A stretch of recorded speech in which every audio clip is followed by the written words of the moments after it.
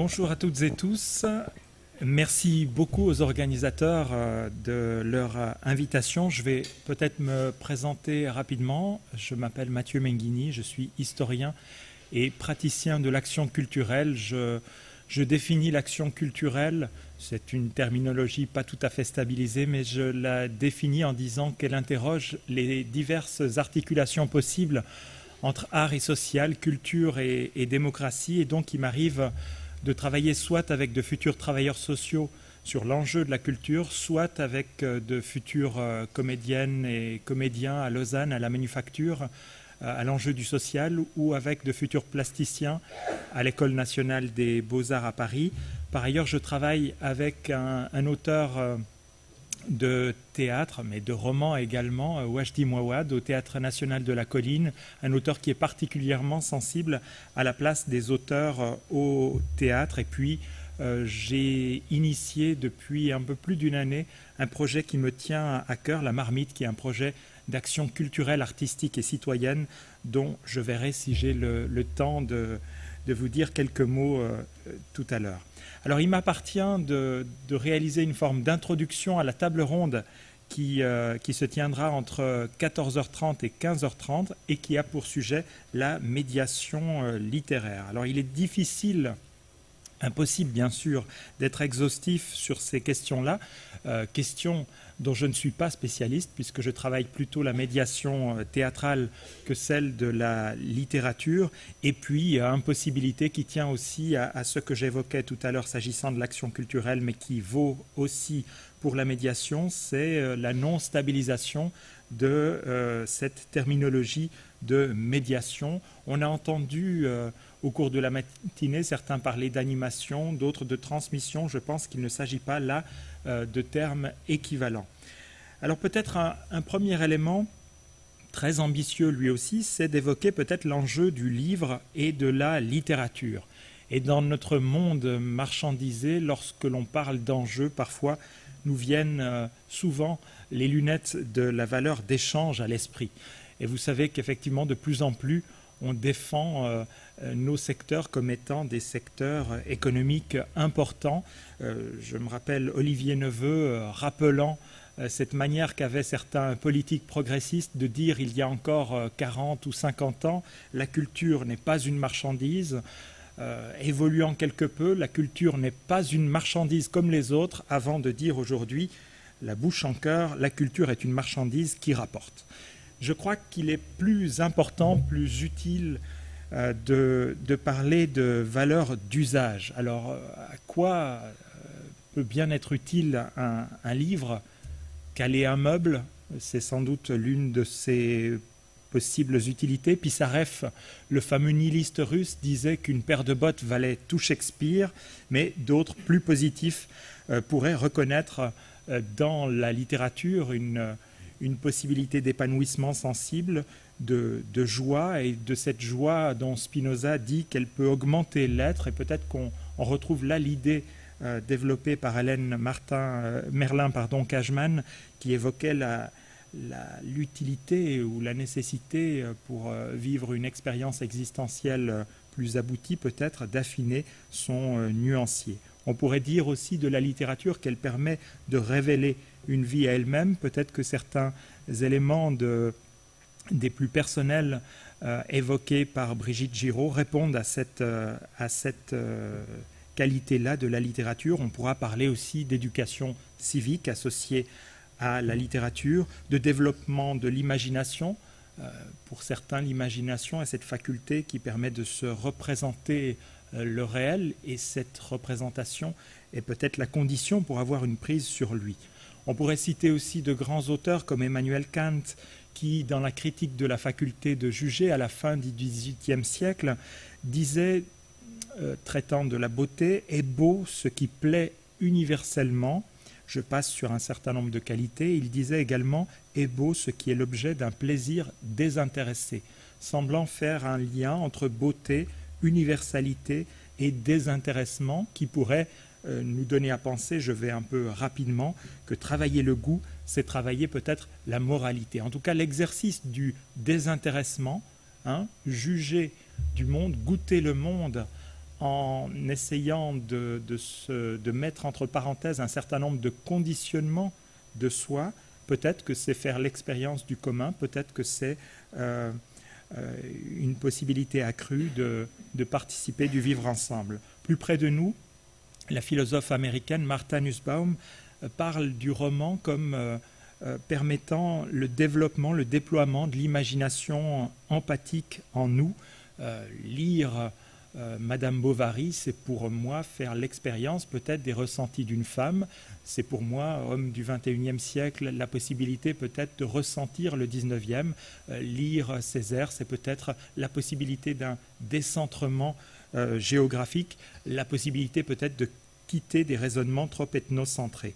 D'une certaine manière, déployer l'imagination empathique en chacun d'entre nous, c'est peut-être nous inviter à voir nos semblables non pas en simples moyens instrumentalisables, en entités abstraites et indiscernables, mais peut-être comme des fins dotées de dignité et d'une vie intérieure d'une certaine complexité. C'est peut-être lutter contre cette tendance forte de ces 2 derniers siècles que Lukács appelait la réification.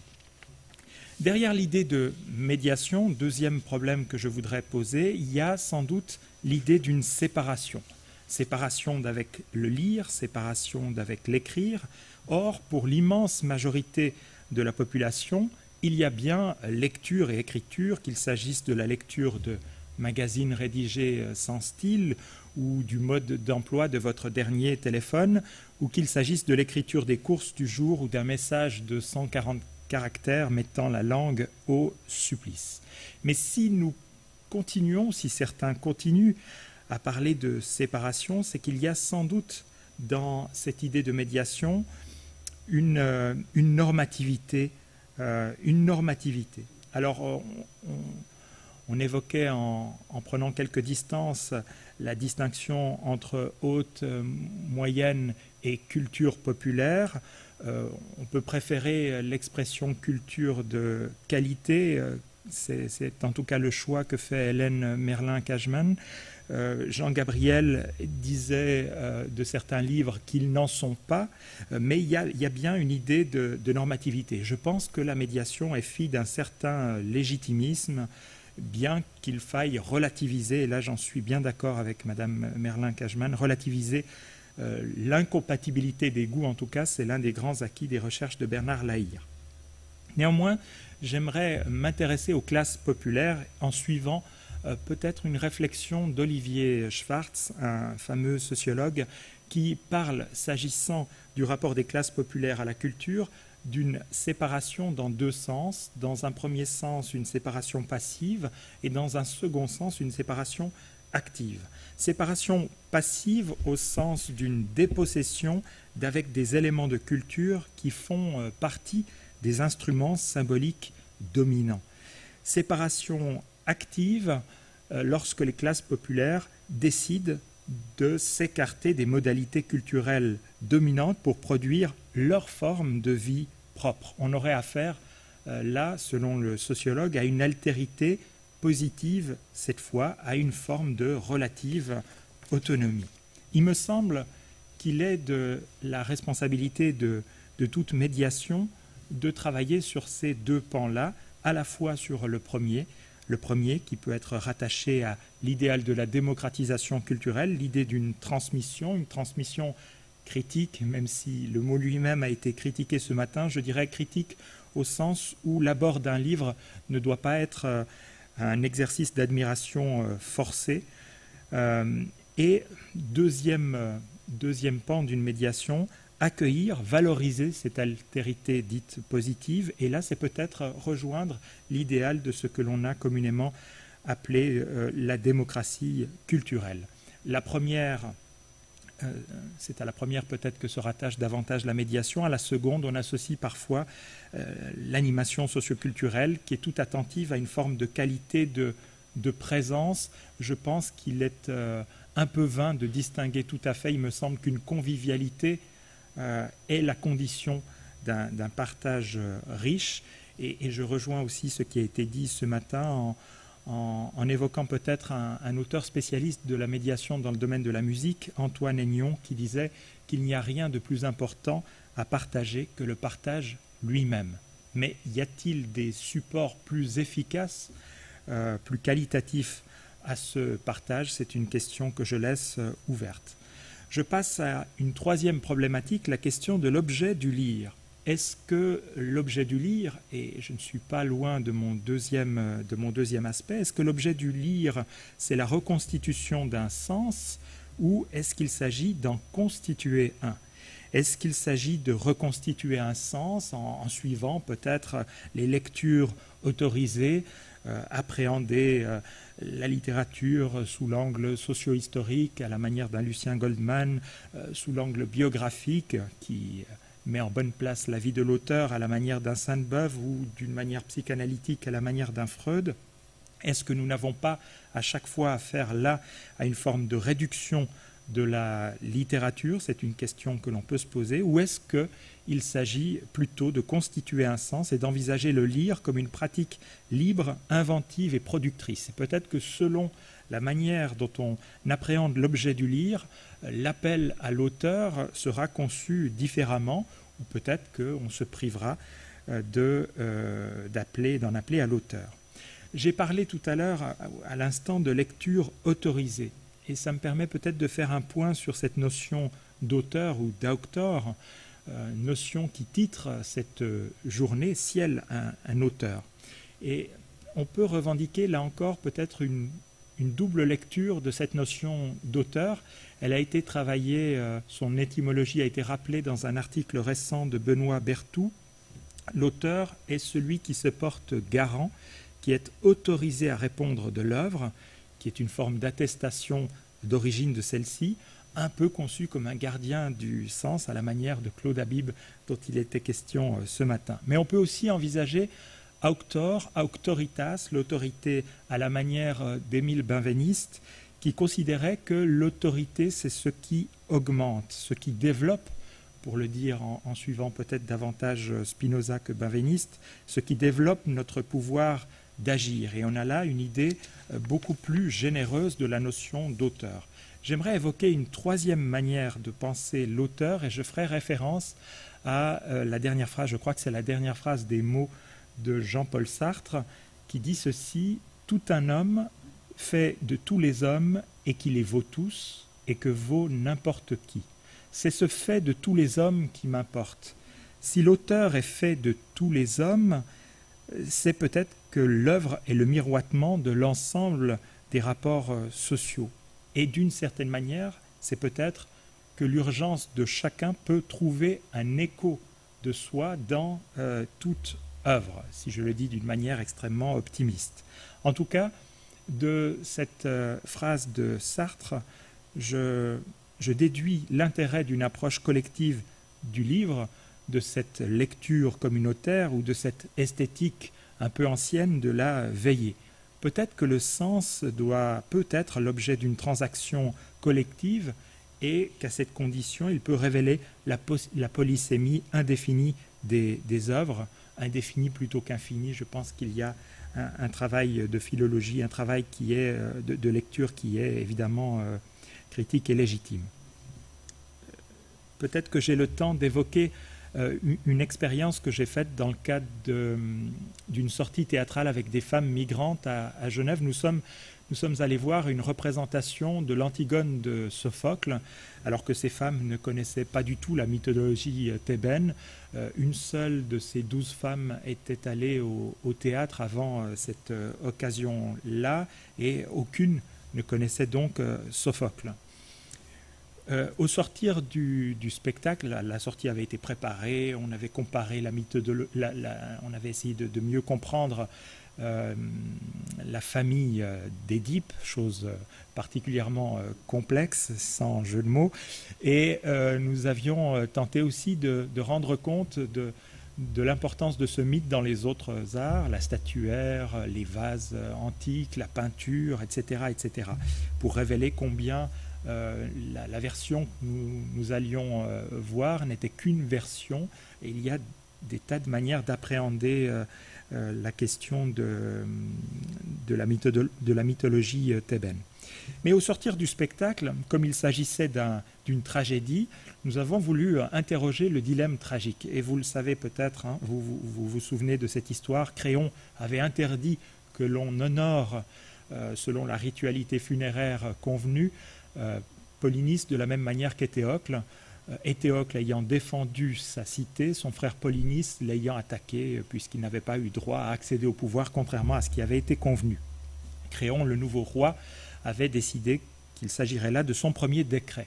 Or, pour Antigone, une fois mort, il n'y a plus d'amis et d'ennemis. Tout homme a droit à l'inhumation, au fait d'être reconnu dans sa dignité d'homme et à recevoir les rites. Et pour le 99% du public, des abonnés du théâtre dans lequel nous étions, évidemment, Antigone est le personnage qui suscite le plus d'empathie, de sympathie, d'identification, si l'on veut. Et le dilemme paraît tout à fait déséquilibré. Pour la plupart, il n'y a pas de dilemme. Or, l'une de ces femmes, celle que vous retrouvez sur votre droite, était une femme qui venait de cet endroit du Nigeria qui a connu la guerre civile. Guerre civile dont il est question d'une certaine manière dans Antigone aussi, ou dans les 7 contre Thèbes. Et cette femme nous disait qu'elle avait vécu donc une guerre civile, qu'elle avait perdu un frère et un oncle, et que si le chef de la cité avait considéré au terme de cette guerre civile qu'il s'agissait de rendre les mêmes honneurs à celui qui avait été cause de la guerre et à celui qui avait défendu la cité, c'était elle qui allait prendre les armes. Et donc c'est cette femme qui ne connaissait rien à la mythologie thébaine qui voyait l'endroit où se trouvait exactement le dilemme tragique. Créon a le souci de la perpétuation de la cité. L'ennui, c'est qu'il va dans la démesure, dans cette fameuse hubris qui est condamnée par Sophocle, mais il y a bel et bien une forme de dilemme tragique entre le souci de la perpétuation de la cité et le souci du respect de cette autre loi qu'est la loi divine, la religion. Autre point sur lequel nous nous sommes arrêtés, il est un moment où Antigone dit, lorsque Créon lui dit « Écoute, dis que tu n'as pas fait cet acte, que ce n'est pas toi qui es venu mettre quelques pelletées de terre sur le corps de ton frère, dis que tu ne l'as pas fait et tu pourras accomplir le mariage auquel tu es déjà promise, le mariage avec Aimon. » Et Antigone tient tête en disant qu'elle assumera son acte, quelles qu'en soient les conséquences, et qu'un frère vaut bien un mari. Et là encore, j'interroge ces femmes, et l'une de ces femmes, il se trouve que c'est la deuxième que l'on voit au premier plan, cette femme avec un voile qui est d'origine irakienne, qui me dit écoutez, je suis d'accord avec Antigone. Or, la plupart des metteurs en scène qui dirigent la comédienne qui joue Antigone nous montrent une Antigone, d'une certaine manière, perdant le sens, enfiévrée, touchant à l'irrationnel, très affectée. Et cette dame irakienne dit, mais je comprends parfaitement Antigone, c'est même un proverbe dans mon pays. Ah bon, c'est un proverbe? Et que dit ce proverbe? Eh bien, ce proverbe, nous dit cette femme, dit la chose suivante, un frère c'est plus important qu'un mari, c'est même plus important qu'un enfant. Et je lui dis, mais comment vous expliquez ce proverbe? Et elle me dit, mais un mari, si on en perd un, on peut en épouser un autre. Un enfant, si on en perd un, on peut en faire un autre. Or, un frère mort, sans doute les parents soit ne sont plus là, soit sont trop âgés pour nous en procurer un suivant. Et c'est à peu près la suite de la réplique que l'on retrouve chez Sophocle, dans la bouche d'Antigone. Jamais, si j'avais été mère, si c'était mon mari qui avait ainsi pourri là sur le sol, je ne me serais donné cette peine contre la volonté des citoyens. Au nom de quoi, de quelle loi dis-je cela? Eh bien, un mari mort, cela peut se remplacer. Et si ce sont ces enfants que l'on a qui plus est perdus, il est possible d'en avoir d'autres d'un autre homme. Mais mon père et ma mère, une fois morts et enterrés, plus aucun frère ne peut me naître.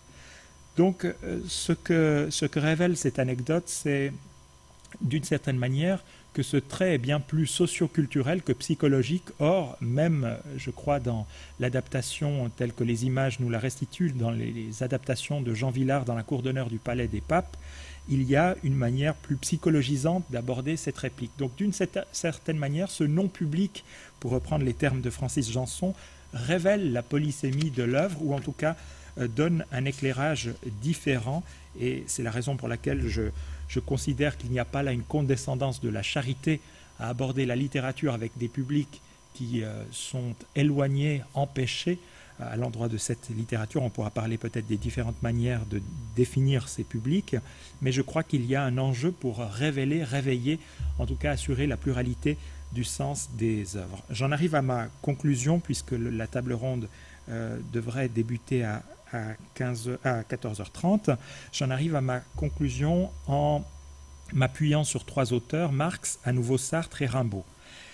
Marx, parce que je crois que l'idée de médiation cache une problématique plus profonde de nos sociétés et qui s'est bien accusée depuis le temps où vivait Karl Marx, c'est la problématique de l'inégalité et de la division du travail. Or, il y a dans l'esprit de Marx une belle utopie, une utopie que l'on retrouve dans un paragraphe de l'idéologie allemande, un bouquin qui n'a pas été publié, je crois, du vivant de Karl Marx, ou c'est l'un des seuls qui a été publié, je crois, en 1845.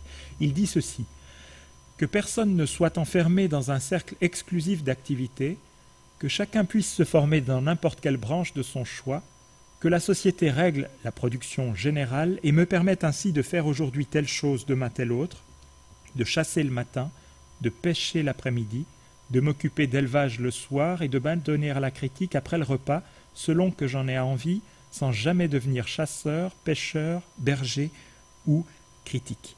Il y a d'une certaine manière une condamnation de la spécialisation à outrance à laquelle mène la division du travail social, au profit d'une forme de polytechnie. C'est ainsi que la baptisera, cette idée de l'homme total, c'est ainsi que la baptisera Henri Lefebvre au XXe siècle, au profit d'un épanouissement de la sensibilité, de l'intelligence de chacun qui est le lot commun qui devrait être celui de tout homme. Jean-Paul Sartre est revenu sur cette idée de Marx dans une interview avec Claude Lanzmann, et j'aimerais vous faire entendre un peu plus d'1 minute de ce qu'il en dit. Vous retrouverez un peu l'idée de Karl Marx. C'est un prolongement tout à fait associé à l'idée de l'écrivain, non pas l'auteur, mais l'écrivain, en appuyant sans doute sur le métier de l'écrivain. Autrement dit, je suis complètement d'accord avec un des idéaux de Marx, qui veut que lorsque un bouleversement de la société aura supprimer la division du travail, il n'y aura plus d'écrivains d'un côté, attachés à leur petite particularité d'écrivain, à leur petit talent d'écrivain, et puis de l'autre, des mineurs ou des ingénieurs, mais qu'il y aura des hommes qui écrivent, et qui par ailleurs font autre chose, mais qui écrivent en ce moment, parce que l'activité d'écrire est une activité absolument liée à la condition humaine. C'est l'usage du langage pour fixer la vie, c'est donc une chose essentielle. Mais elle ne doit précisément pas pour ça être confiée à des spécialistes. Elle est actuellement confiée à des spécialistes en fonction de la division du travail, mais dans la réalité, il faudrait concevoir des hommes qui seraient polyvalents. Je ne sais pas si c'est réalisable. Ça, c'est un autre problème. Je sais qu'en tout cas, nous devons essayer, chacun individuellement, les écrivains, de penser les choses comme ça. Alors, quelles conséquences tirer de ce dessein audacieux dont on ne sait s'il est possible, mais vers lequel il faut tendre, nous dit Sartre? Peut-être qu'il convient de se libérer des catégories d'autores et de lectores.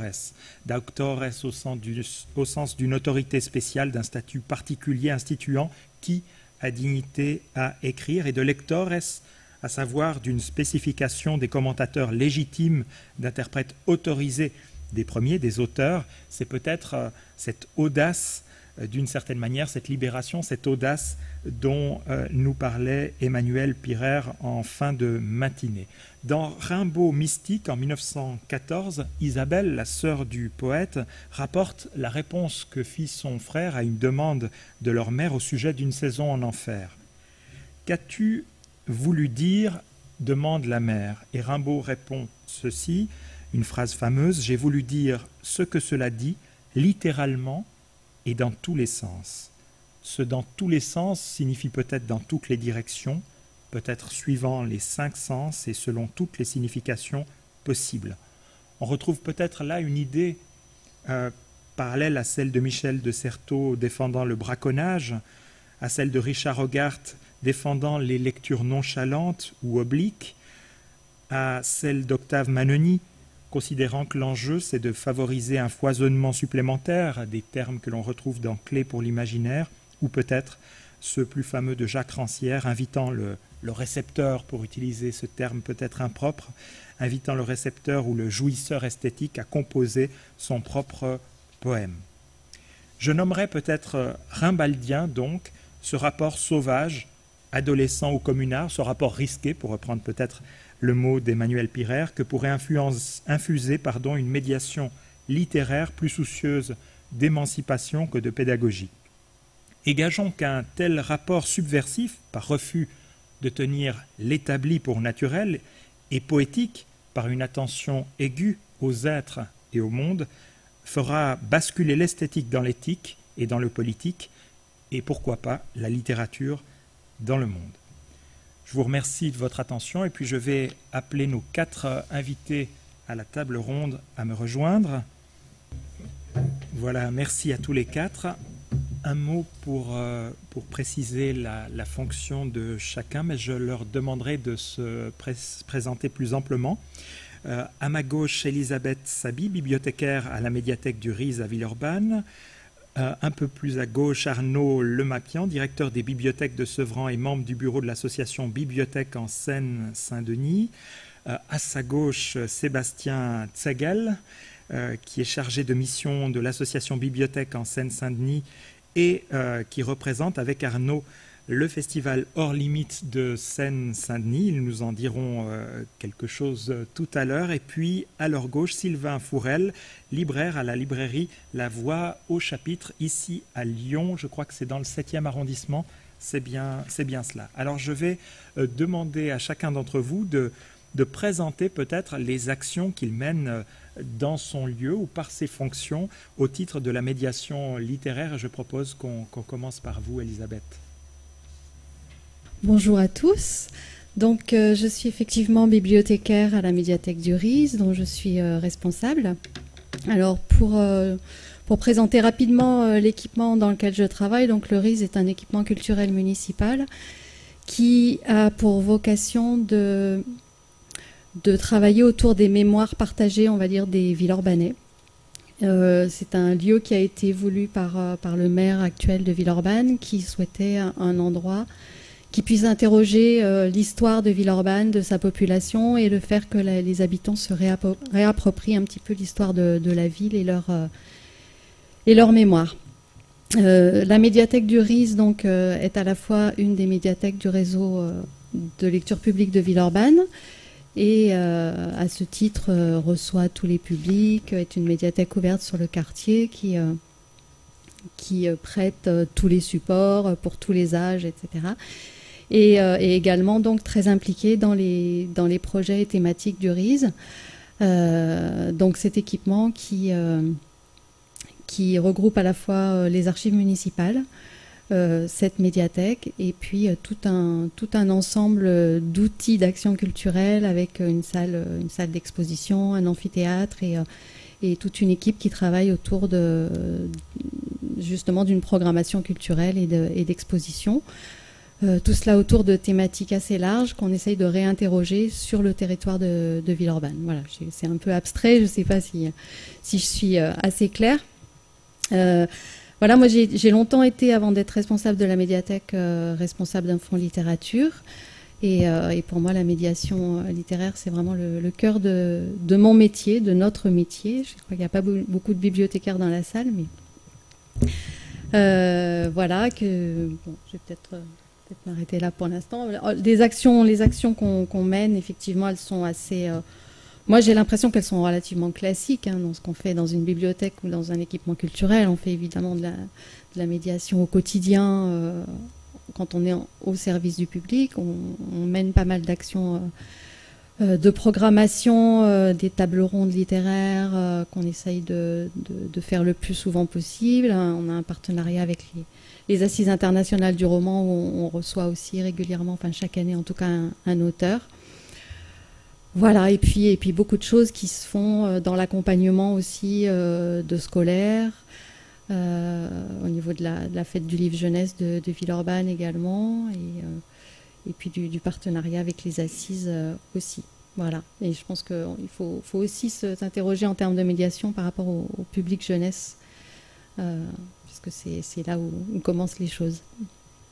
J'ai lu que le RISE a une finalité peut-être commune à l'ensemble des parties qui le constituent, c'est la finalité de cohésion sociale. Est-ce que ça oriente d'une certaine manière vos médiations ? Oui, bien sûr, c'est-à-dire que toutes nos actions en fait sont un petit peu, c'est un petit peu le cœur, voilà, le cœur de notre activité. L'idée, c'est vraiment que les usagers se co-construisent avec nous à la fois la programmation, essayent de s'approprier au maximum le lieu d'une part, et puis toutes les actions qu'on propose. Et forcément, effectivement, cette idée de médiation, qu'elle soit au quotidien ou dans la programmation culturelle, elle participe de ça, quoi. On y reviendra peut-être tout à l'heure, mais je parlais dans l'introduction de démocratie culturelle, c'est-à-dire de prendre en compte la mémoire des gens, de prendre en compte leur sensibilité, leur créativité. Et il me semble que c'était le but même inaugural du RISE. Peut-être que vous nous en direz un mot tout à l'heure, la manière dont ça se réalise effectivement. Je passe la parole à Arnaud et Sébastien pour nous parler bien sûr de leurs fonctions respectives qui sont quelque peu distinctes et du festival qui leur est commun. Oui, donc le festival Hors Limite est porté par l'association Bibliothèque en Seine-Saint-Denis et je pense que c'est ce qui fait vraiment sa spécificité en tant que festival, à la fois dans ses objectifs mais également dans sa gouvernance et ses principes de programmation. Dans la mesure où il a lieu à une échelle relativement très importante, qui est celle d'un département, qui, quoique très urbanisé, a des problématiques de transport assez célèbres, en tout cas qui dépassent un peu le cercle de ses habitants. Il y avait cette nécessité donc, pour le festival Hors Limite de s'appuyer vraiment sur l'expertise territoriale des bibliothèques, qui sont ancrés dans un territoire particulier, avec des usagers particuliers, et qui travaillent à l'année dans des perspectives, des projets, des objectifs que le festival se devait vraiment d'incorporer. Donc cette co-construction du festival est rendue possible par le fait que ce ne soit pas la seule mission de l'association.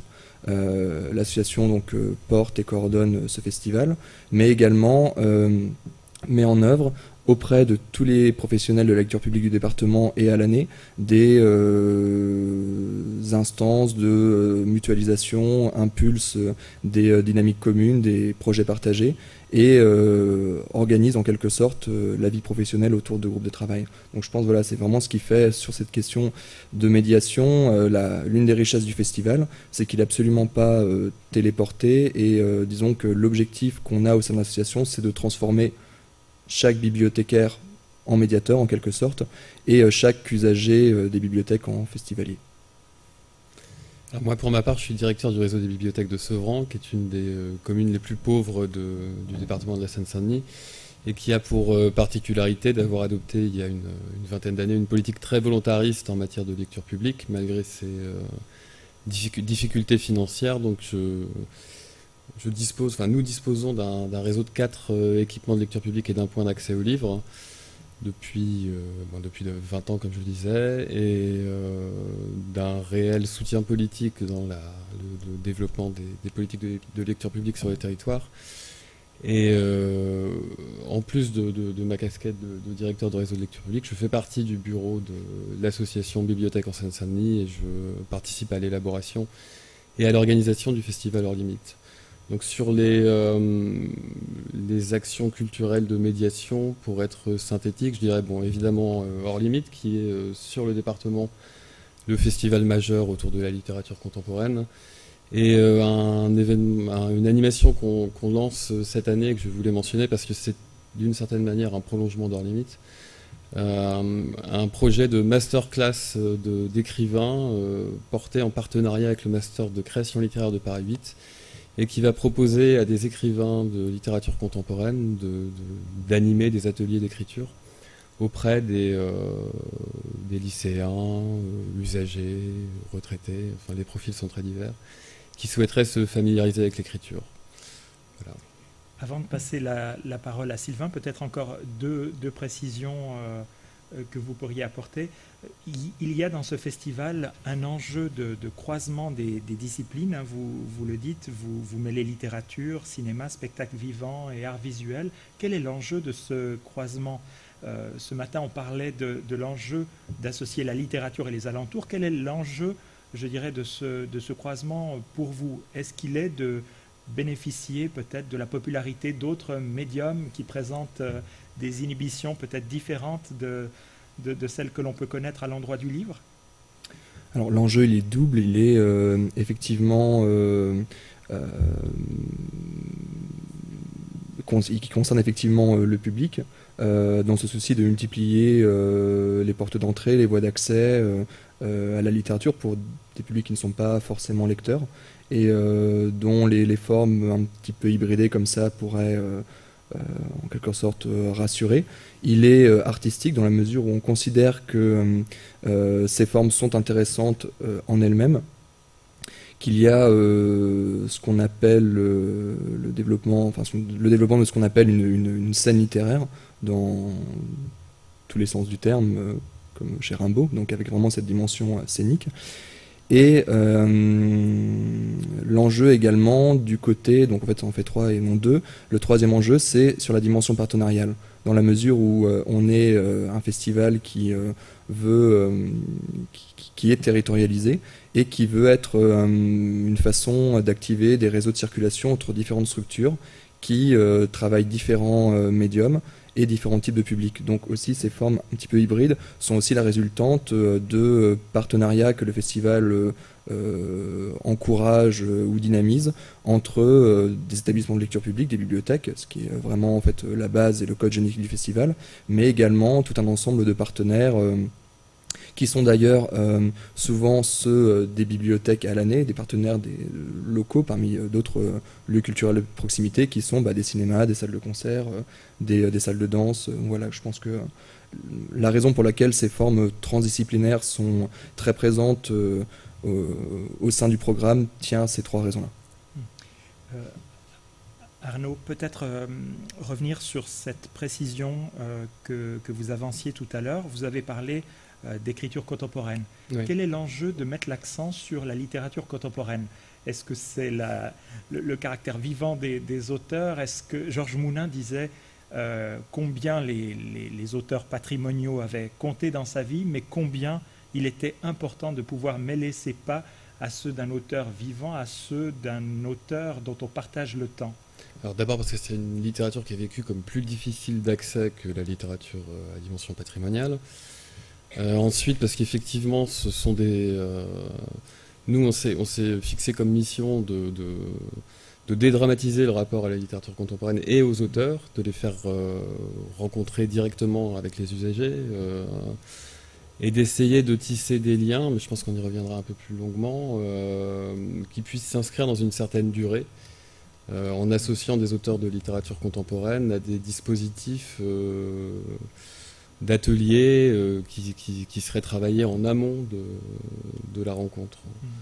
Voilà. Et ça rejoint en partie ce dont Sébastien parlait, parce qu'on peut aussi les croiser avec des dispositifs pluridisciplinaires, parce qu'il y a plusieurs villes du 93 où l'aménagement urbain permet... il y a une concentration des équipements culturels. Je pense à Rosny-sous-Bois, qui est une des communes où on a à chaque festival des taux de fréquentation particulièrement satisfaisants. Et un des motifs du succès à Rosny-sous-Bois, il me semble, c'est que Le cinéma, le théâtre, la médiathèque, le conservatoire et la librairie sont dans un espace qui est extrêmement concentré. Et il y a une réelle volonté municipale de faire travailler les services entre eux. C'est même structuré comme tel, c'est presque bureaucratique. Ils doivent se rencontrer toutes les 2 semaines pour en discuter. Et ça porte de réels fruits, on peut le constater chaque année. La parole à Sylvain Fourel, vous êtes l'unique libraire à la table. Vous représentez donc la librairie La Voix au chapitre. Et à vous, la même question. Quel rapport votre librairie entretient-elle à la médiation littéraire ? Alors, en tant que créateur de la librairie La Voix au chapitre, il y a maintenant 8 ans, et avec un parcours dans diverses librairies avant, la question de la médiation et de la programmation de rencontres avec des auteurs, elle se pose évidemment dès le début, et pour moi elle était évidente, c'est-à-dire que je n'imaginais pas je n'imaginais pas créer un lieu qui accueille du public, qui n'accueille pas des auteurs.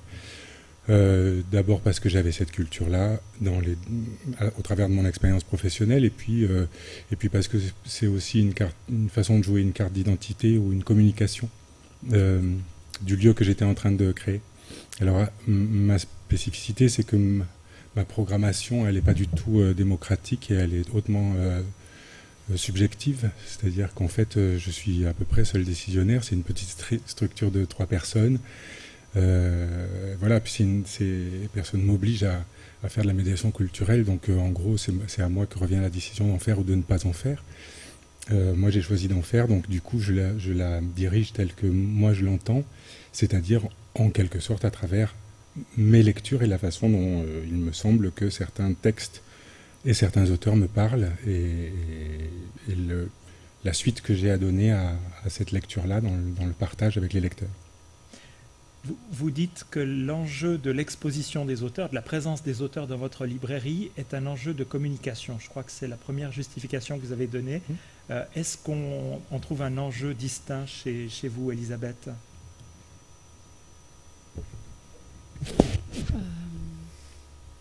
Quel est l'enjeu d'inviter des auteurs Quel est l'enjeu de leur présence ? Je crois que c'est peut-être d'incarner en quelque sorte leurs propos déjà,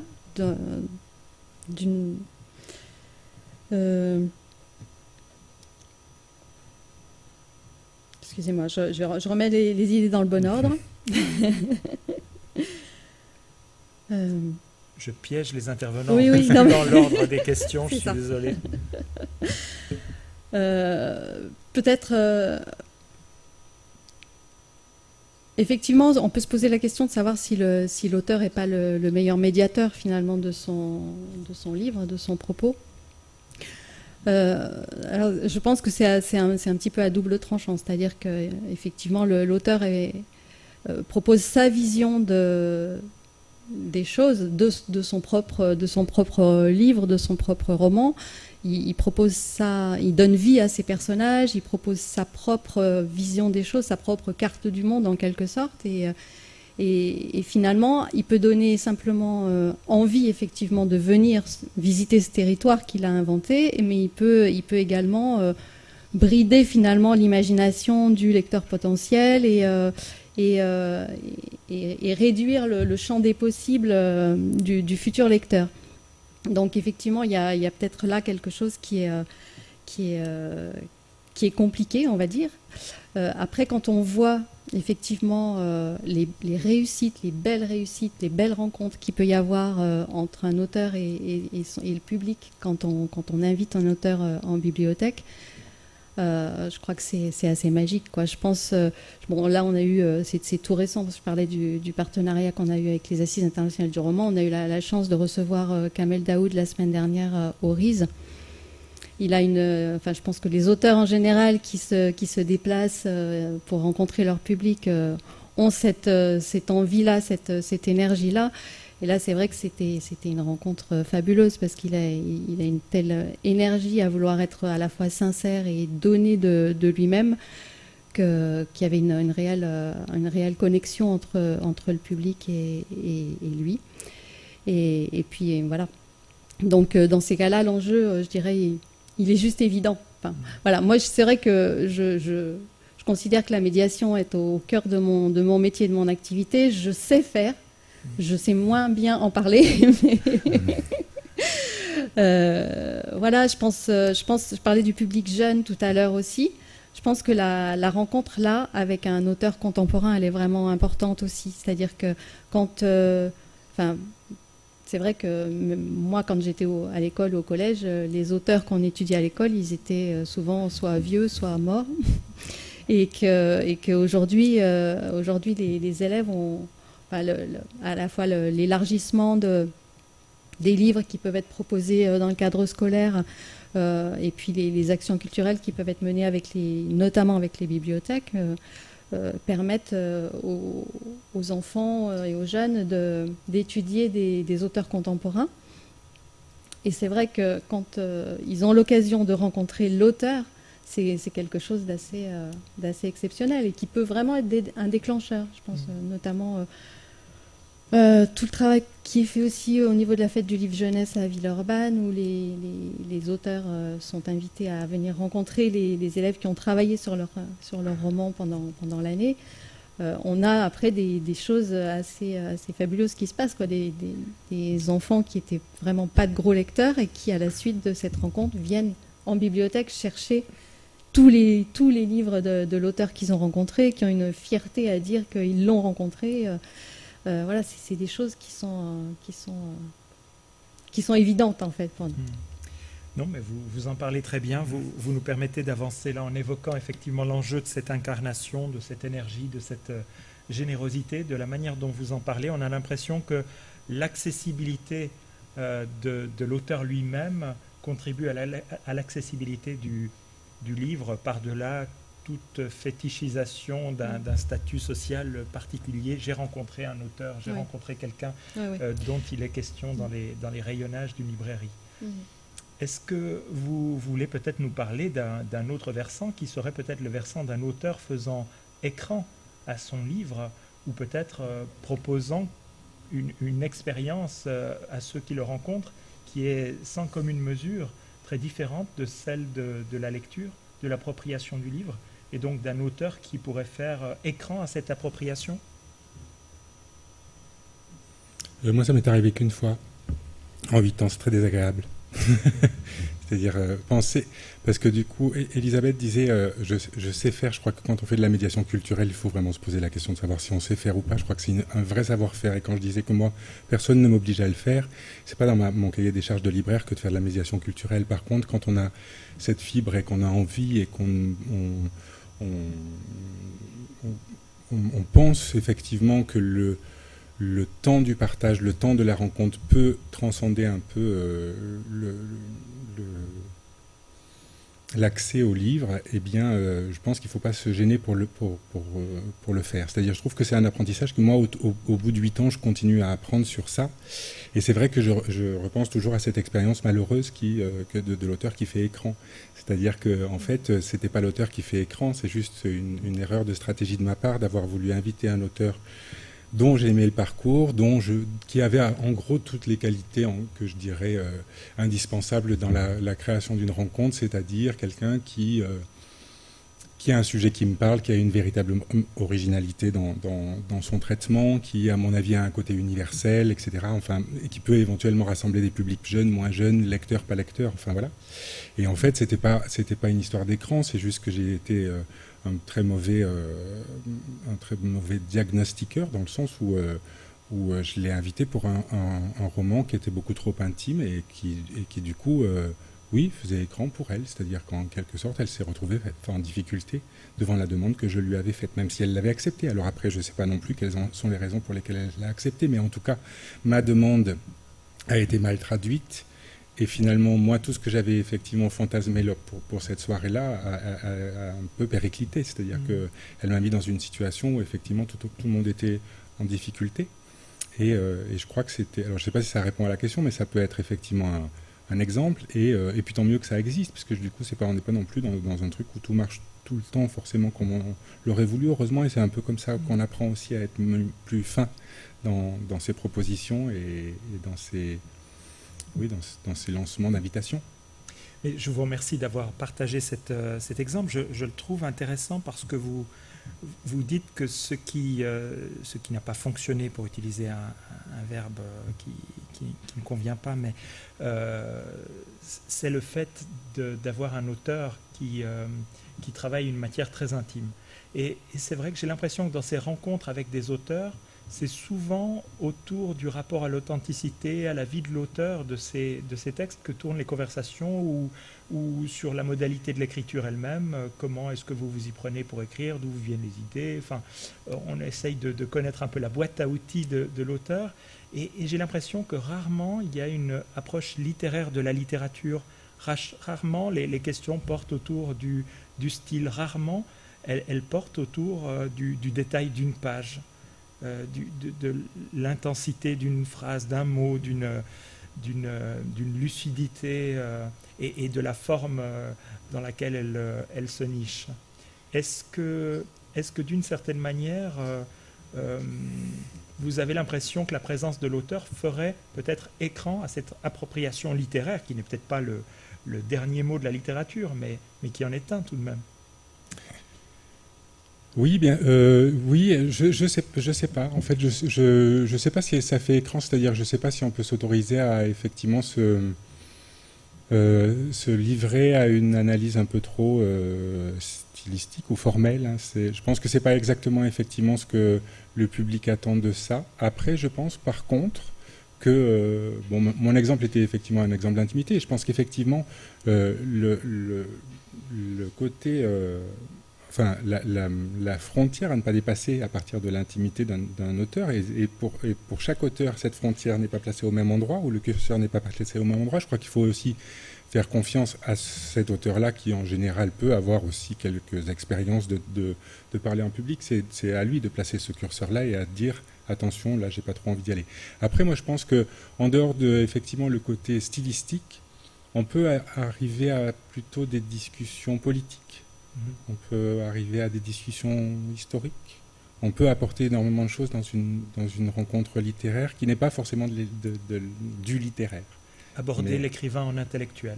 Oui, Prenant part au monde, voilà, prenant le monde et en donnant une sorte de lecture, une sorte d'analyse qui fait que lui, il est parti d'un matériau qui peut être contemporain, pas contemporain, qui peut être pas mal de choses, qui peut être intime, pas intime, mais en voulant donner à son sujet une dimension un peu plus forte, un peu plus universelle.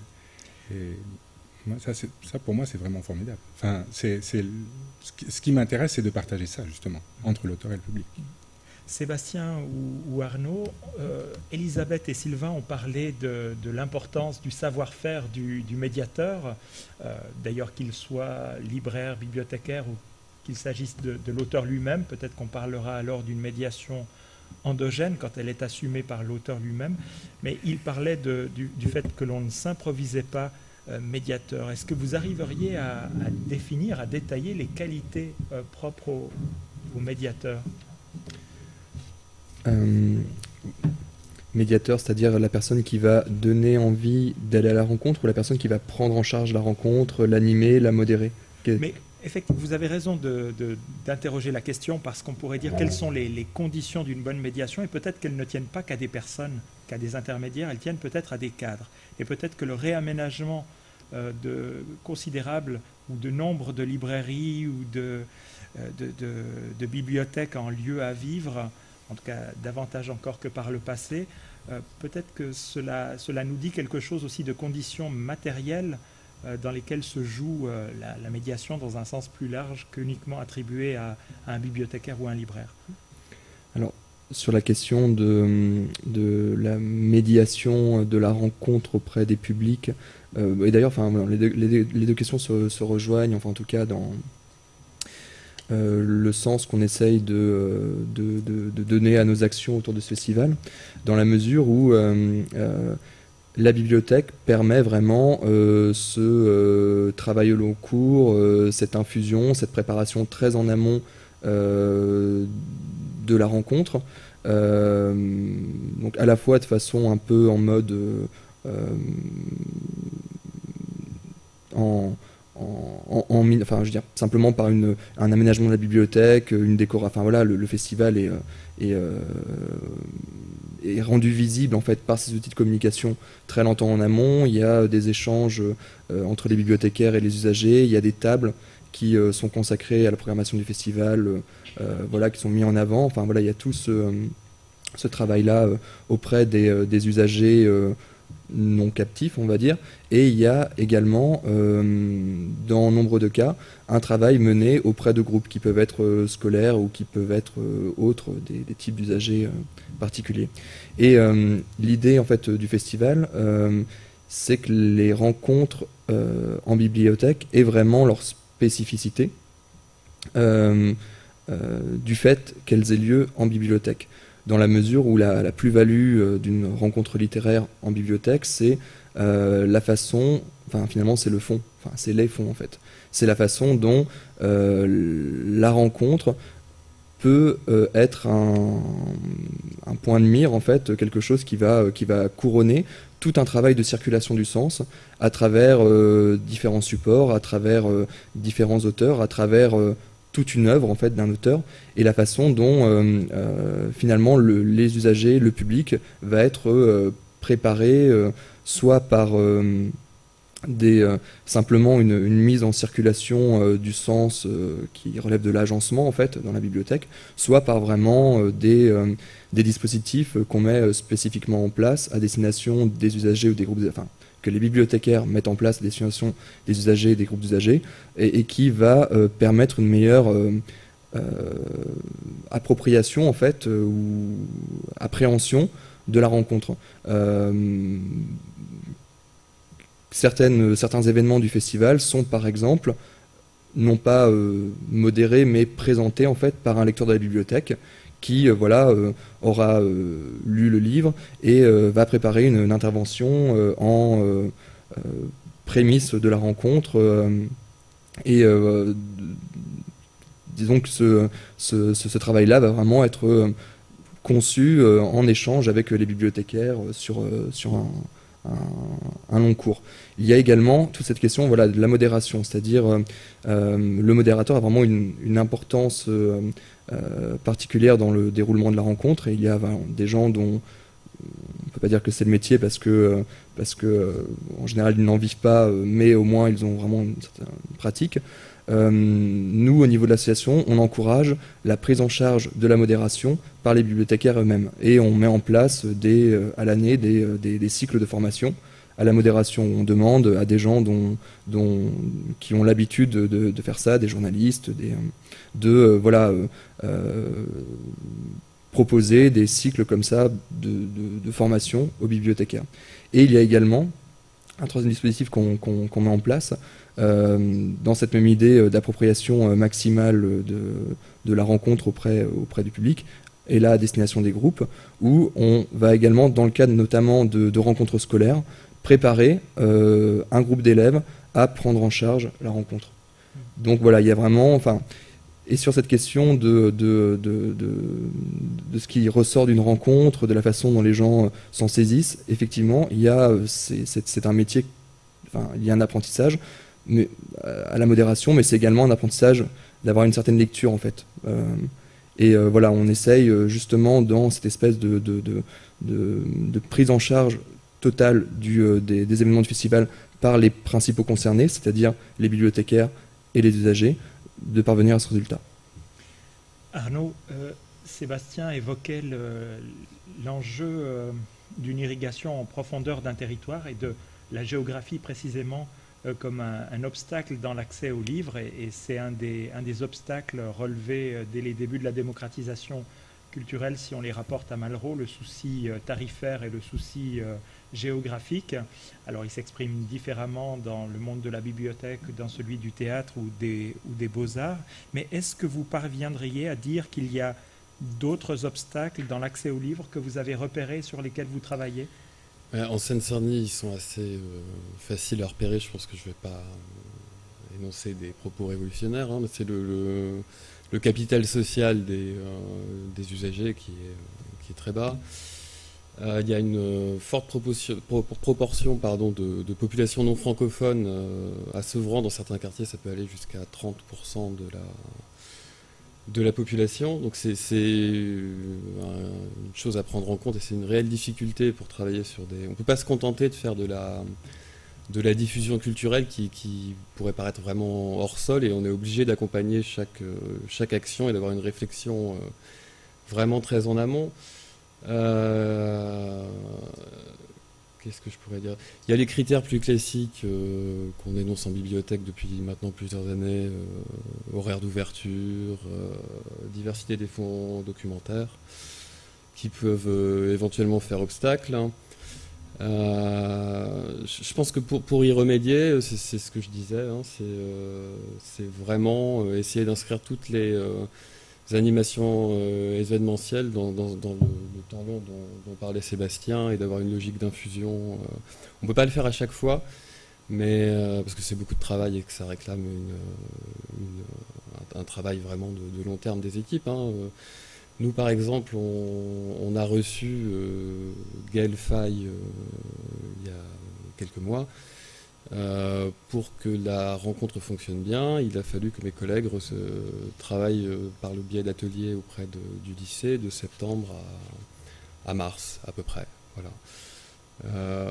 Quand on ne fait pas ce travail, il est possible que ça fonctionne sur des logiques de diffusion culturelle assez classiques, mais on s'expose aussi à des rencontres moins réussies. Et j'ai certains souvenirs comme ça où on a programmé parce qu'avec une seule exigence de qualité des auteurs dont on estimait que le travail méritait d'être porté à la connaissance du public, mais qui précisément ne l'ont pas rencontré pendant la rencontre. Et ça laisse toujours un goût un peu amer, même aux collègues concernés. Donc mieux vaut, à la rigueur, programmer un texte qui va peut-être vous paraître de moins bonne qualité, mais sur lequel on pourra avoir un travail dans la durée, qu'un texte qui nous semblera immédiatement vraiment remarquable, mais qu'on aura du mal à communiquer au public. Alors peut-être encore une dernière question à Elisabeth et à Sylvain avant de passer la parole aux personnes présentes pour d'éventuelles remarques ou questions dans les 15-20 dernières minutes du temps imparti. De votre côté, Elisabeth, est-ce que vous avez repéré des obstacles, je dirais, de nature psychosociale, des obstacles du style à Villeurbanne, d'un sentiment d'indignité face au livre ou face au RISE, ou d'un sentiment d'inaptitude face à la littérature? Je pense que ces deux sentiments sont distincts et nécessitent peut-être un abord distinct également. Oui, c'est évident. Et d'ailleurs, voilà, je voulais revenir aussi sur le fait que la médiation, en dehors des temps ponctuels où on peut programmer une rencontre, quelque chose, elle se passe d'abord au quotidien, dans la bibliothèque, voilà, en contact avec le public, et que finalement l'appropriation de la lecture et du livre par les usagers, c'est d'abord une rencontre. C'est d'abord une rencontre entre le livre qui va vraiment provoquer une prise de conscience que la lecture, ah oui, ça peut être ça, la lecture. Ça peut faire ça peut enrichir, ça peut nourrir, ça peut ouvrir tous les champs des possibles. Et tant que cette rencontre, elle n'a pas eu lieu, effectivement, il y a cette inaptitude peut-être à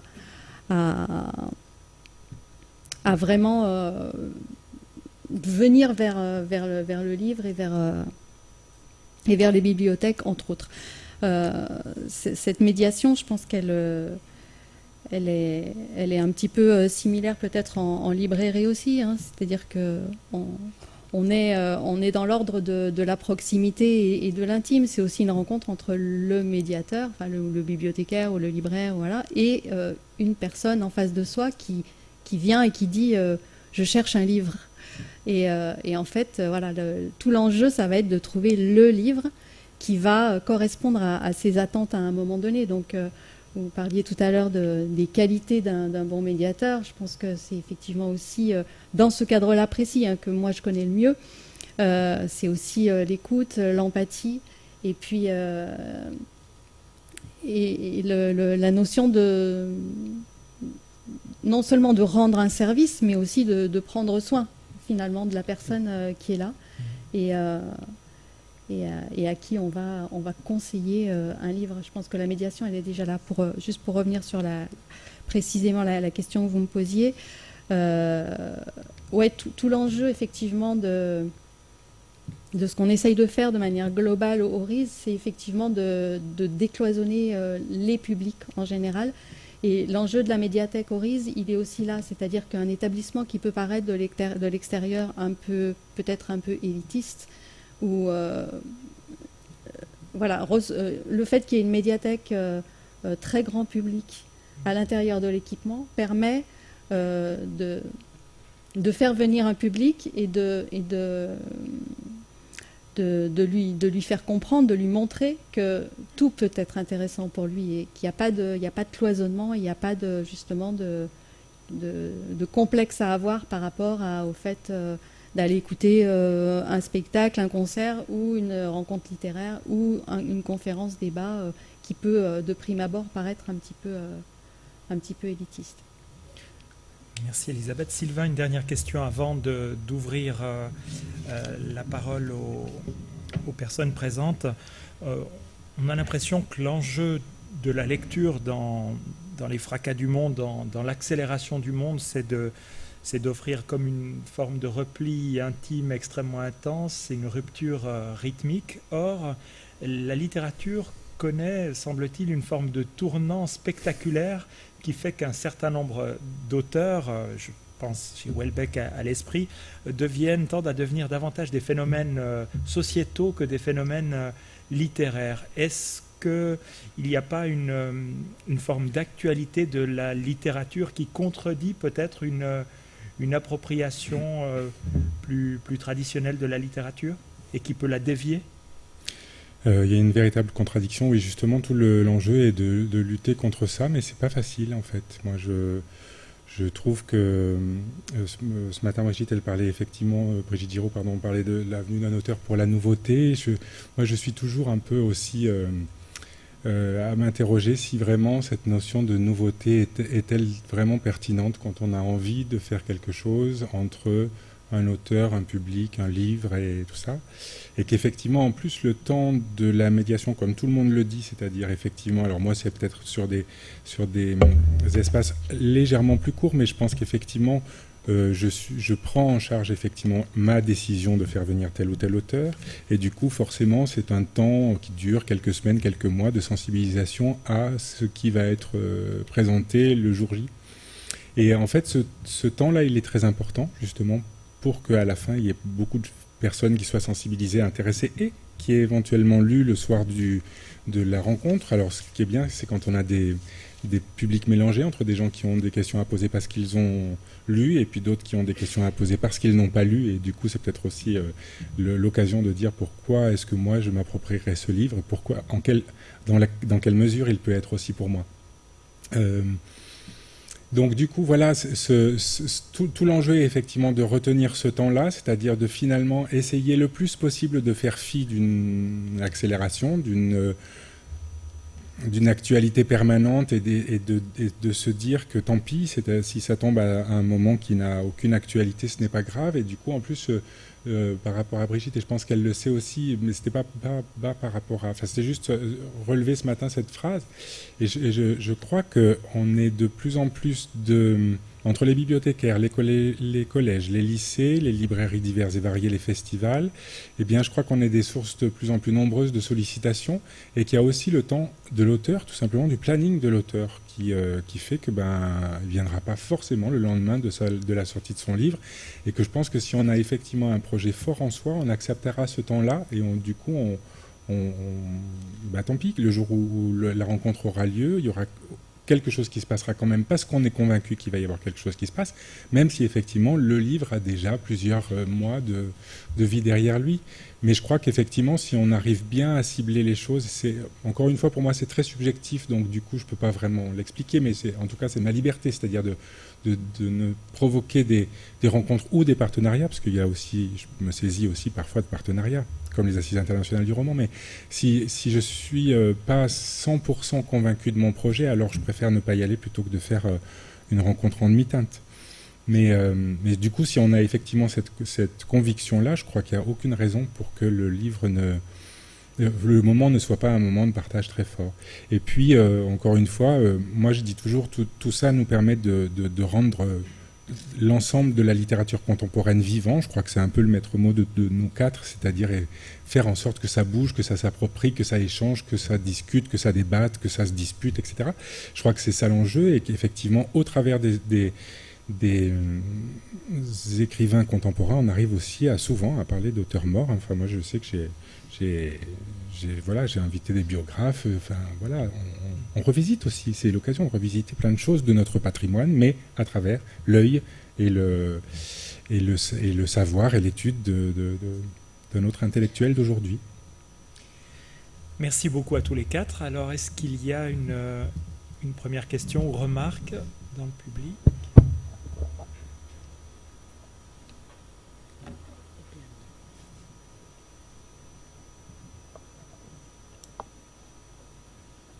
Oui. Je crois que c'est Laurent. Je voulais vous remercier d'abord, et puis poser la question au festival, aux deux bibliothécaires. Et donc, Sébastien, si j'ai bien compris, vous êtes salarié de l'association du festival. Et alors, moi, je trouve que je trouve que je suis jamais allé à votre festival, mais j'en ai entendu parler, je l'ai vu aussi, j'ai suivi les programmes, et j'ai quand même été étonné parce que on est quand même dans une période où il est assez rare que des bibliothèques portent un festival. Hein. Enfin, c'est des choses qu'on a vues plutôt il y a un peu une trentaine d'années, au début de tas de manifestations, de grandes manifestations, hein, que sont devenues par exemple ici la fête du livre de Bron, le printemps du livre à Grenoble, etc. Il y a beaucoup d'exemples de ce type-là, mais on n'est plus trop dans cette dynamique-là. On est plus dans une dynamique où les festivals se créent de manière un peu autonome, pas forcément hors sol, mais disons avec cette dimension événementielle. Donc c'est vrai que moi je trouve qu'il faut dire quand même que c'est quelque chose de remarquable, hein, aujourd'hui, d'autant plus que se lie un peu à cet aspect événementiel, quand même, un travail de fond, enfin, que vous avez assez bien décrit. Donc, voilà, je voulais le dire parce qu'on est quand même dans un paysage où peu à peu, souvent, forcé par plusieurs types de contraintes, hein, mais les bibliothèques disparaissent un peu des grands événements littéraires. Pas toujours, hein, bien sûr, il y a des tas de contre-exemples, mais je trouve que c'est assez significatif, et que cette espèce de quand même aussi d'image de modernité que porte votre festival à travers sa communication. Ça montre aussi que voilà, les bibliothèques peuvent être au cœur d'un dispositif de propositions littéraires événementielles qui allie du travail de fond, de la territorialité, c'est-à-dire un travail aussi sur vos publics et votre territoire. Et je trouve que voilà, c'est important de le souligner. C'est pas mon téléphone qui sonne, c'est bien. Ah, c'est le tien, Sylvain. Je peux pas l'arrêter. Voilà, donc c'est important de le dire, et je tenais à le dire. Et puis j'avais une question, mais je l'ai oubliée du coup. Bon, non. Voilà, je vais m'arrêter à ça. Non, mais c'est vrai que c'était... après, voilà, il y a une sorte de circulation dans les deux sens, c'est-à-dire que le festival bénéficie du point de vue de, on va dire, la qualité d'échange de ces rencontres, de tout ce travail de médiation qui est mené sur un temps long, en infusion, par les bibliothécaires auprès du public. Mais il y a également cette idée de mobiliser la forme festival comme un dispositif de médiation en tant que tel, quoi. C'est-à-dire que cette façon Bon, à la fois de rendre possible, parce que il y a également cette réalité d'une réduction des crédits accordés en bibliothèque à l'invitation d'auteurs, à ce qui va relever de l'animation culturelle, auquel pallie le festival, avec vraiment un effet de manne économique en fait, qui permet d'alimenter les projets de la bibliothèque à destination du grand public, des usagers, mais également des scolaires, à destination, enfin voilà, c'est quelque chose qui, le festival aide les bibliothèques à fonctionner en quelque sorte. Mais voilà, il y a aussi également cette idée par le biais voilà, d'un programme qui est là, qu'on essaye de faire assez beau. On fait appel voilà, à un illustrateur, on essaie vraiment de créer une identité bien spécifique, bien déterminée et qu'on essaye de faire attractive en fait, à ce festival, donne aussi un coup de projecteur. Et finalement, ouais, effectivement, il y a une sorte ça rejaillit sur l'importance que peuvent avoir, que devraient avoir les bibliothèques dans la vie littéraire, et au même titre que tous les maillons de la chaîne du livre, que le festival, justement, dans son idée d'établir des circulations territoriales, essaye d'activer, il se passe en bibliothèque mais également en librairie. Il y a tout un travail qui est mené à l'année à destination des référents des secteurs adultes des bibliothèques, de sensibilisation au catalogue d'éditeurs plus petits, plus indépendants, voilà, moins grand public, dans le cadre de comités de lecture que l'association anime et organise à l'année. Donc voilà, il y a aussi cette volonté en fait de promouvoir en fait un territoire dans sa richesse, dans la richesse de ses propositions culturelles et des acteurs en fait de sa culture, et également dans sa spécificité. Il y a eu voilà ce petit manifeste qui est au dos du programme depuis 2 ans. Je vais vous le lire.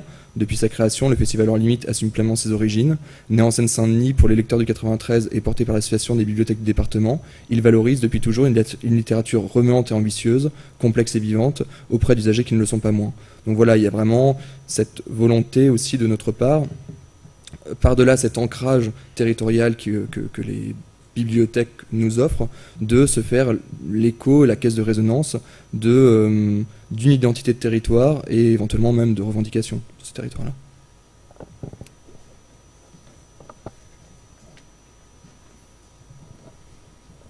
Merci. Je rebondis ce que vous venez de dire. Là, on est quelque chose qui m'intéresse dans ce que vous venez de dire, c'est que là, la bibliothèque est perçue, bon, pour ce qu'elle est, une bibliothèque, mais c'est un outil de vie territoriale. Et peuvent venir à ce festival des gens qui ne fréquentent pas assidûment la bibliothèque. Et ça me paraît très très très important. Vraiment très important. Et là, en ce moment, sur la bibliothèque départementale, on est en train de travailler, comme beaucoup d'autres bibliothèques départementales, avec des communautés de communes et les communautés d'agglos, parce que c'est le maillon supérieur avec lequel on est obligé de plus en plus de travailler. Et on essaie de positionner, je ne sais pas si on va y arriver, mais sur ce type d'événement, que ça fasse partie du cahier des charges également. Parce que les lecteurs ne s'arrêtent pas, c'est une banalité de le dire, mais enfin ça fait du bien de le rappeler de temps en temps. Les lecteurs ne sont pas seulement dans les usagers de la bibliothèque.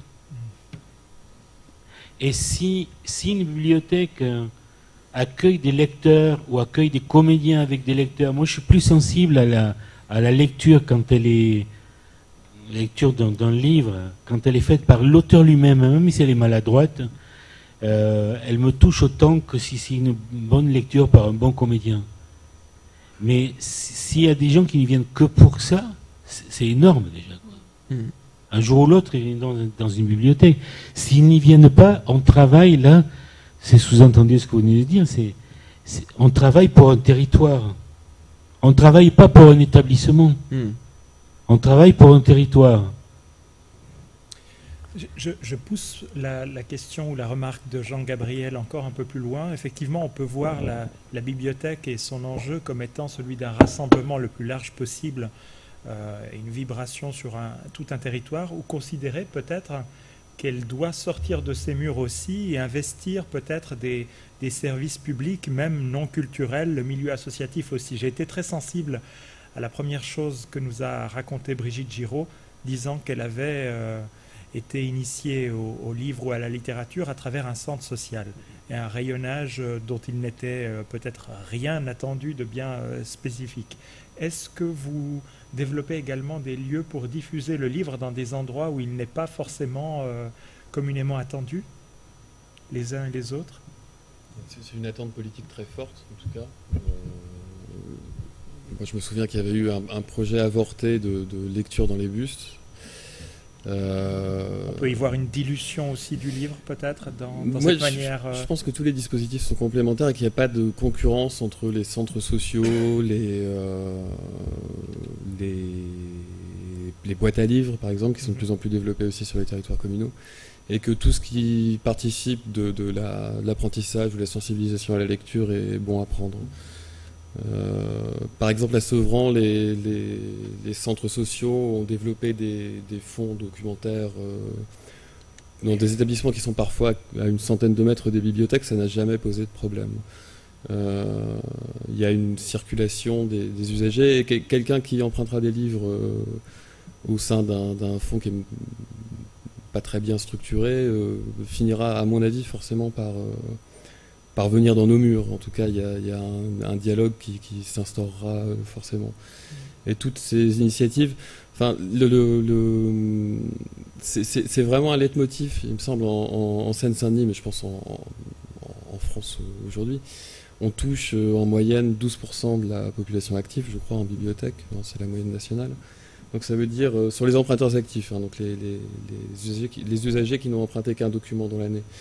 Sur les inscrits actifs, ça doit être 20%. Donc on sait qu'il y a 8 personnes sur 10 qu'on ne touche pas, ce qui est énorme. Et toutes les initiatives pour essayer de toucher ces publics, il me semble qu'il faut les étudier avec attention, parce que ça doit être notre objectif en un temps où les bibliothèques effectivement traversent une période de remise en question institutionnelle. Les élus se posent des questions. Avec l'arrivée du numérique, il y a parfois certains élus qui peuvent avoir l'idée d'un effet d'aubaine qui, à mon avis, est un peu illusoire, parce que la lecture numérique reste très fortement minoritaire. Donc je ne sais plus qui parlait ce matin de l'idée de vider complètement un fonds documentaire d'imprimé pour faire la place à du numérique. Aujourd'hui, la lecture numérique, c'est 3% commercialement. Donc c'est suicidaire de faire ça. Néanmoins, il faut quand même effectivement qu'on mette la question du public au centre et qu'on développe le maximum de dispositifs pour essayer d'y répondre. Peut-être que l'enjeu d'un commun et d'un rassemblement des corps, des esprits, des sensibles, des affects est un enjeu qui touche aussi les librairies de manière percutante aujourd'hui, où se développent de grandes firmes de vente du livre par correspondance. Et c'est peut-être aussi un mouvement qui vous oblige à vous penser comme centre culturel. Oui, c'est peut-être effectivement pour ça qu'aujourd'hui, en plus, Lyon est un cas particulier en France, un cas particulier, en tout cas un cas d'exemple sur une agglomération où en fait les librairies se sont multipliées depuis 20 ans plutôt qu'elles n'ont vraiment diminué. C'est-à-dire qu'on est passé de grosses librairies de centre-ville qui ont pour certaines disparu ou qui ne sont pas de très grosses structures, à plein de librairies qui font office de commerce culturel au sein même de leur quartier, au fur et à mesure que les quartiers se sont développés à Lyon, ça c'est vrai.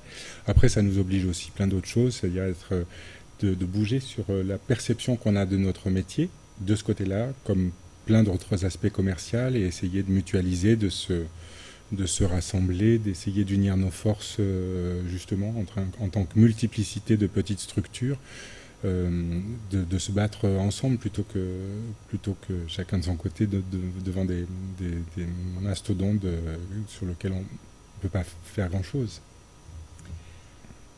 Je regarde s'il y a une dernière question. Je crois qu'on m'a fait venir de Suisse pour ma capacité à tenir l'horaire. Et je suis précédé par une réputation qui colle à mes connationaux. Mais une dernière demande de Jean-Gabriel. Je vais faire déborder le Suisse alors. Voilà. Donc, je pense à un petit village qui est dans le nord du département, à Saint-Clément, à l'Ardèche. Un habitant de Saint-Clément, il va pouvoir commander un livre de Pierre Michon, de Brigitte Giraud, qui est là.